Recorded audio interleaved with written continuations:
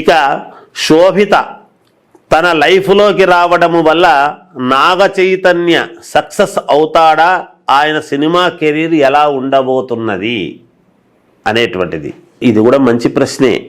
ఎందుకంటే ఒక వ్యక్తి తన జీవితంలోకి వస్తున్నప్పుడు ఆయన గతంలో కూడా సినిమా వాళ్ళ కెరీర్లో నాకు తెలిసినంత వరకు నాగ చైతన్య అనేటువంటి ఆ హీరో అతి తక్కువ కాలంలో గొప్పగా పైకొచ్చి తన నటన ప్రతిభతో తాత యొక్క లక్షణాలు సంపూర్ణముగా ఎంతో కొంత లేకుండా ఉన్నాయి కాబట్టి అతను కూడా చాలా యోగవంతంగానే చాలా సినిమాలు సక్సెస్ అయినాయి కదా. భవిష్యత్తులో కూడా సినిమాలు అనేటువంటివి ఎప్పుడూ కూడా మనం ఎట్లా చూడాలి అంటే కెరీర్ బాగుండడం వేరు, సినిమాలు బాగా ఆడతాయా లేదా అనేది వేరు. సినిమాలు బాగా ఆడడము ఆడకపోవడం అనేది ఒక వ్యక్తి జీవితంలోకి వస్తేనో ఒక వ్యక్తి రాకపోతేనో ఉండదు. ఆ వ్యక్తి యొక్క జీవితము ఎలా ఉండబోతుంది అనేటువంటిది మనం మాట్లాడుకోవచ్చు. సినిమాలు ప్రజలు ఆదరించాలి. మంచి సినిమా అయితే తీస్తే ఇది అవుతారు. ఒక వ్యక్తి తన భార్య అనుకూలవతి అయినంత మాత్రాన సినిమాలు అన్నీ సక్సెస్ అవుతాయని చెప్పడం ఎంత హాస్యాస్పదం. అది ప్రజానీకమంతా కూడా చూసి మెచ్చవలసినటువంటిది. మంచి కథాంశము అతనికి నచ్చినటువంటి ఇది చేస్తే ఎవరైనా మంచి ప్రజలు ఆదరిస్తే మంచి సినిమాలు వస్తాయి. అది వేరు, ఇది వేరు. కానీ ఈ శోభిత అనేటువంటి అమ్మాయి నాగ చైతన్య గారి జీవితంలోకి రావటము వలన శోభిత జాతకములోనూ మంచి మలుపులు తిరిగే అవకాశము, అలాగే నాగ చైతన్య గారి జీవితంలోనూ వాళ్ళ జీవితము 3 పువ్వులు 6 కాయలు లాగా సంతోషముగా ఉంటారు అనేటువంటిది మనము ఖచ్చితముగా చెప్పవచ్చును అనేది నేను తెలియజేస్తూ ఉన్నాను. ఇక అక్కినేని వాళ్ళ ఇంట్లో అందరికీ సెకండ్ మ్యారేజెస్ అవుతున్నాయి. నాగార్జున గారికి, చైతూకు, సుమంత్ గారికి, వాళ్ళక్కకు, ఇలా అందరినీ మనము చూడండి. ఇది ఎంతవరకు న్యాయమో మనం మాట్లాడడం నిజానికి. అయితే ప్రశ్నలు వస్తాయి, ఉత్పన్నం అవుతాయి. ఒకటి వచ్చిన తర్వాత వాటెంబడవే అన్నీ వస్తాయి. ఇక్కడ పూర్వము అందరూ కూడా నాగదేవతలను బాగా ఆరాధించేటువంటి తత్వం ఉండింది. అందుకనే ప్రతి వాళ్లకు కూడా ఒక అక్కినేని నాగేశ్వరరావు గారి యొక్క ఫ్యామిలీ అని మాత్రమే కాదు, చాలామంది పూర్వీకులు నాగా అని ముందు వచ్చేట్టుగా పేర్లు పెట్టుకున్నటువంటి సాంప్రదాయము చాలా మందిలో ఉన్నది. అది కాలక్రమేణా ఏమవుతుంది అంటే నాగుల చవితి, నాగ పంచమి, నాగదేవతను ఆరాధించేటువంటి తత్వము చాలా వరకు పోయింది. అందుకనే ప్రతి వాళ్ళ జాతకాలలోనూ కాలసర్ప దోషాలు అనేటువంటివి వస్తూ ఉన్నాయి. ఎందుకంటే పూర్వీకులు మనకు పరమేశ్వరుడు సకలైశ్వర్య ప్రదాత అని శివుడి ఆజ్ఞ లేనిదే చీమైనా కుట్టదును మనం చెప్పుకుంటున్నాం. అలాంటి పరమేశ్వరుడికి మాత్రమే సంతాన యోగం అనేటువంటిది ఉన్నది. ఒకటి గణపతి, 2 సుబ్రహ్మణ్య స్వామి. ఆ సుబ్రహ్మణ్య స్వామిని ఆరాధిస్తేనే విపరీతమైనటువంటి ఇది కుజుడు ఒక రకంగా సుబ్రహ్మణ్యేశ్వర స్వామి కాబట్టి సంతానము అనేటువంటిది కలుగుతుంది అని. ఆ సంతానం అందుకనే పూర్వీకులు అందరూ కూడా 10 మంది సంతానము, 12 మంది సంతానము, 13 మంది ఇలాగ అనేటువంటి వాళ్ళు. అందుకనే వాళ్ళ ఇంట్లో కూడా ఆ యొక్క దోషం అనేటువంటిది ఉంది కాబట్టే అక్కినేని నాగేశ్వరరావు గారికి నాగేశ్వరరావు గారని, నాగార్జున అని ఆయన పేరు, నాగ చైతన్య అని ఈయన పేరు, నాగ సుశీలమ్మ అని ఆమె పేరు. ఇలా నాగా అనేటువంటి శబ్దము ముందు వచ్చి పెట్టుకునేటువంటిది ఉన్నది. అది వాళ్ళ యొక్క కుటుంబంలో ఉండేటువంటి చిన్న మామూలు ఆరాధిస్తుంటారు కాబట్టి అలా చేసుకుంటూ వచ్చారు. అలా ఉన్నంత మాత్రాన వీళ్లకు మాత్రమే మనము ఇలా జరుగుతుంది, ఇంకా ప్రపంచంలో ఎవరికీ ఇలాంటివి జరగలేదు అని అనడం చాలా తప్పు. ఎందుకంటే వీళ్ళ ఫ్యామిలీ కొంచెము అందరికీ తెలుసు కాబట్టి వెంటనే ఫోకస్ వాళ్ళ మీదకి పోతూ ఉన్నది. ఇలాంటివి సమాజంలో చాలామందికి జరుగుతూ ఉంటాయి, మనకు తెలియదు, మన వరకు రావు. నిజానికి మనము కూడా ఎప్పుడు ఎలివేట్ అవుతాము గొప్పగా అంటే ఇటువంటి వాళ్ళ మీద ఏదైనా ఒక మాట అనేస్తే మనం గొప్పవాళ్ళం అవుతుంటాం. మామూలు వ్యక్తుల మీద అంటే మనం కూడా గొప్పవాళ్ళం ఎలా అవుతాం మరి? అదే కదా ఈనాడు జరుగుతూ ఉండేటువంటిది. ప్రసార మాధ్యమాలు అనేటువంటివి చాలా అనుకూలముగా ఉన్నాయి కదా అని మనం ఏది బుద్ధి పుడితే అది మాట్లాడుతున్నాము. కత్తి మన చేతుల్లో ఉంది కదా అని ఎవడికి వాడు తన మెడ తానే కోసుకునేటువంటి పరిస్థితుల్లోకి వస్తున్నారు. అది మంచి సాంప్రదాయము కాదు అనేటువంటిది నేను సవినయముగా తెలియజేస్తున్నాను కొంతమందికి.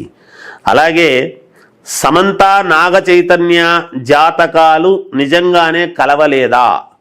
వాళ్ళు విడిపోవడానికి జాతకాలు కారణమా? జాతకాలలో 50% ఉంటే మిగతా 50% చుట్టూ ఉండేటువంటి మనుషుల యొక్క ప్రభావము కూడా ఉంటుంది. సరే, ఏ కారణము చేతనైనా సరే వాళ్ళది అయిపోయింది. అయిపోయిన తర్వాత అవతలి వైపు ఇంకొక నటీమణి, ఇక్కడ ఒక నటుడు, వాళ్ళ జీవితాలు వాళ్లే ఒకరినొకరు వద్దు అనుకొని ఉన్న తర్వాత మనమెందుకు వాటి గురించి అంత తాపత్రయపడుతూ అలా ఇలా అని మనము ప్రసార మాధ్యమాలలో చెప్పటము సమంజసము కాదు ఎప్పుడైనా కూడా. ఎందుకు అంటున్నాను అంటే, మన శరీరములో ఉండేటువంటి అవయవాలు అందరికీ తెలుసు. గుడ్డలు ఎందుకు వేసుకుంటున్నట్టు? సంస్కారం. ఆ సంస్కారము మనకు ఉండాలి. ఏముంది? అందరికీ తెలుసు కదా, నేను ఇలా ఉంటాను అని వివస్త్రున్నై నిలబడితే సమాజం ఒప్పుకుంటుందా? కాదు కదా. అందుకని మనకు ఒక సంస్కృతి ఉంది. ఆ సాంప్రదాయాన్ని మనము జాగ్రత్తగా వాడుకొని అవతలి వాళ్ళ మెప్పు, అందరి మెప్పు పొందవలసినటువంటి వాళ్ళము మేము పండితులము. కనుక దీన్ని జాగ్రత్తగా మనం చెప్పాల్సి వచ్చినప్పుడు మాట్లాడాలని నా యొక్క సూచన. సమంత రాబోయే రోజుల్లో సినిమాల్లో మళ్ళీ స్టార్గా ఎదుగుతుంది. ఇప్పుడు కూడా స్టార్గానే ఉంది కదా ఆమె. మళ్ళీ స్టార్గా ఉంటుందా అనేది ఏమిటి? 4 సంవత్సరాలు ఊరికే ఉన్నంత మాత్రాన స్టార్డం పోతుందా? ఒక స్థాయిలో నిలబడిపోయింది కదా ఆమె. మళ్ళీ స్టార్ కావాలనేది ఏమిటి? మళ్ళీ స్టార్గా నిలబడుతుందా అని. సినిమాలు చేయనంత మాత్రాన స్టార్ కాదా? ఒక స్టార్గా వెలిగి ఆమె మధ్యలో ఆమె ఆరోగ్య పరిస్థితుల దృష్ట్యా కావచ్చు, లేదు ఏ కారణం చేతనైనా ఆమె కొద్ది రోజులు ఆగింది. ఏమైంది దానివల్ల? అందరూ స్టార్లే, సినిమా స్టార్లే. ఎవరు స్టార్ కాదు, తెర మీద కనపడుతున్నారు, ఎంతో కొంతమంది వాళ్ళని అభిమానిస్తున్నారు అంటే స్టార్లు అయితేనే కదా అభిమానిస్తారు. ఊరూరికే ఎవరిని అభిమానించరు కదా. చిన్న నటనతో ప్రారంభించినటువంటి వాళ్ళ దగ్గర నుంచి పెద్దవాళ్ళు అయ్యేటువంటి దాకా అందరూ కనపడితేనే కదా సినిమా. అది అందరూ ఉంటేనే కదా సినిమా అవుతుంది. అందుకని ఆమె ఎప్పుడూ స్టార్గానే ఉంటుందని నా అభిప్రాయం. సినిమాలు చేయొచ్చు, చేయకపోవచ్చు, స్టార్ కాదు అని అనగలమా? ఇప్పుడు మనం అనలేము కదా. ఆమె జాతకము యోగవంతమే, బాగుంది. విడిపోయినంత మాత్రాన జాతకాలు ఇబ్బంది పడతారా? అది కాదు కదా జీవితంలో. వ్యక్తిగతముగా ఆమె ఎప్పుడూ గొప్పగానే ఉంటుంది అని నేను తప్పకుండా చెప్పగలను. అఖిల్కు కూడా సెకండ్ మ్యారేజ్ అవుతుందా? ఇప్పుడు అయ్యే ఛాన్స్ ఉందా? ఇదిగో ఇలాంటివే అన్నిటి ప్రశ్నలు ఉత్పన్నమవుతూ ఉంటాయి. ఆ విషయం వచ్చినప్పుడు ప్రస్తుతము ఆయన జాతకము నా దగ్గర లేదు, కానీ అఖిల్ గారిది ఒకవేళ చూసి అలా ఉంటుంది, ఒకరికి జరిగితే ఏదో అందరికీ అలాగే జరుగుతుంది అని అనటానికి కూడా ఉండదు. మనం అలా అనడానికి లేదు. ఒక కుటుంబంలో ఒక వ్యక్తికి ఇలా ఉంటే అందరికీ అట్లాగే అవుతుంది అని అనకూడదు. అలా కావాలని మనము కోరుకోము. ప్రశ్న వేసిన వాళ్ళు కూడా ఆ ఉద్దేశంతో వేస్తారని నేను అనుకోను. ఒక కుటుంబము కాబట్టి ఇలాగే ఉంటుందా అని అనుకోవచ్చును. లేదు, ఆయన కూడా రాబోయే రోజుల్లో ఒక ఉన్నట్టుండి ఒక మంచి ఉవ్వెత్తున లేచే కిరటములాగా ఏదో రాబోతుంది ఆయనకు అని మాత్రం నేను చెప్పగలను, ఆయన ముఖ లక్షణాలు మాత్రమే చూసి. 888 ఎంగేజ్మెంట్ అని అనౌన్స్ చేశారు. దీని వెనకాల ఉన్న అర్థం ఏమిటి అనేటువంటిది. ఇప్పుడు అర్థము వాళ్లకు ఒక ఎంగేజ్మెంట్ చేసినప్పుడు 888 అంటే ఏమవుతుంది? సంఖ్యాపరముగా ఏదో ఒక ఇది వస్తుంది అనేటువంటి భావనతో వాళ్ళు చేసినట్టుగా ఉన్నారు. ప్రతిదానికి మనము విశ్లేషణ చేసుకోవటం అనేటువంటిది కాదు. మనం ఒకటి చెబుతాము, వాళ్లకు ఇంకొకలాగా ఉండవచ్చును. అంటే 8వ తారీఖు ఆగస్టు నెల 8, ఇంకొక 8 అనేటువంటి భావనతో మనం అనుకుంటున్నాము. ఇది నాగార్జున గారి యొక్క ఆంతర్యము. ఆయన మనస్సులో ఇంకొక రకంగా ఉండవచ్చునేమో, మనకు తెలియదు దాని గురించి. ఈ ఒక్కటి ప్రశ్న నిజానికి రాబోయే రోజుల్లో ఆయనే విడమర్చి చెబుతారేమో అని ఒకవేళ కొంతమంది చెప్పినవి నిజము కావచ్చు. కానీ నా వరకు నేనేమిటి అంటే, మన సొంత పెత్తనముగా ఏదో ఇదే అయి ఉంటుంది అదే అయి ఉంటుంది అనడం కరెక్ట్ కాదు. కాబట్టి నేను కొంచెం దాన్ని నాగార్జున గారే ఎప్పుడో సౌకర్యాన్ని బట్టి సమయాన్ని బట్టి వివరించి చెబుతారేమో అనేటువంటి భావనతో దీన్ని నేను వదిలేస్తూ ఉన్నాను. నాగ చైతన్య అఖిల్ సినిమాల్లో పెద్దగా సక్సెస్ కాకపోవడానికి జాతకాల్లో సమస్యలు ఉన్నాయా? అసలు ఎవరు చెప్తారండి సక్సెస్ కావడం లేదు అని? ఆయన నాగార్జున గారు అక్కినేని నాగేశ్వరరావు గారి అబ్బాయి, వారి అబ్బాయిలు వీళ్ళిద్దరు.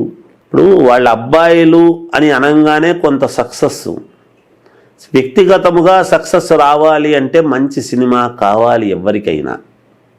మనం అనుకుంటున్నాం, ఒకటి గుర్తించుకోవాలి మనం ఎప్పుడు కూడా, ఏ మనిషికి కూడా 1-2 సినిమాలు చేయంగానే సక్సెస్ అయిపోతాడు చేస్తాడు అనేటువంటిది ఉండదు. కొన్ని కథలు, కథాంశము ఆ ఉన్నటువంటి ఇది ఏదో అనుకూలిస్తుంది, అవుతుంది తప్పకుండా కూడా. వీళ్ళిద్దరూ కూడా మంచి నటులే అవుతారు.